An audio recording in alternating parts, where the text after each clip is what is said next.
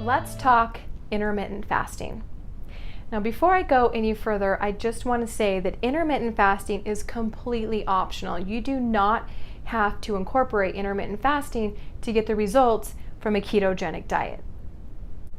However, if you do decide to participate in intermittent fasting, I recommend that you don't start the intermittent fasting phase until week 2 of your ketogenic meal plan. Let's reserve week 1 to get your body into ketosis, give you a firm understanding of the foods that you're eating, your macronutrient ratio, and make sure that you're on point and ready to go for intermittent fasting. If you decide to incorporate intermittent fasting into your ketogenic plan, there are 2 terms that you'll need to understand. The first is your eating window, and the second is your fasting window.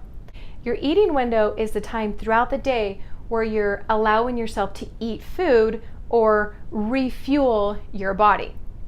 Your fasting window is the time for when you stop eating all the way to the next morning when you decide to start eating again. And at that point, that's when your eating window would start. Make sense? So you're either in an eating window or a fasting window. In a ketogenic diet, if you can make your fasting window larger, you can get deeper into ketosis and you can burn more calories faster. So it's a way to really expedite your weight loss while in keto. It's very simple to start incorporating intermittent fasting if this is something that you would like to do. All you need to do is keep track of how many hours throughout the day you eat, from the very first thing that you put into your mouth till the very last thing you put in your mouth at the end of the day. For most people, that window is probably close to 12 or 14 hours. They may eat 6 or 7 or 8 o'clock in the morning and eat throughout the day till 6, 7, or 8 o'clock at night, at which time they start their fasting from 8 o'clock at night until the next morning when they start eating again. In intermittent fasting, you're starting to close that eating window, so it's down to about 6 hours, ideally 4 hours if you want to be very aggressive, but I don't recommend 4 hours.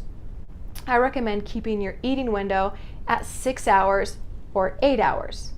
So for example, if you normally eat breakfast at 7 a.m., you'll just start eating breakfast at 7:30.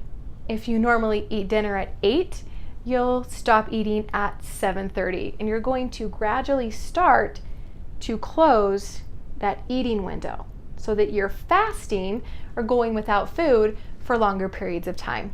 This is an effective way to burn a lot of fat, get very deep into ketosis, but it's optional. You don't have to do it, and it's just one of the bonuses that I've provided for you.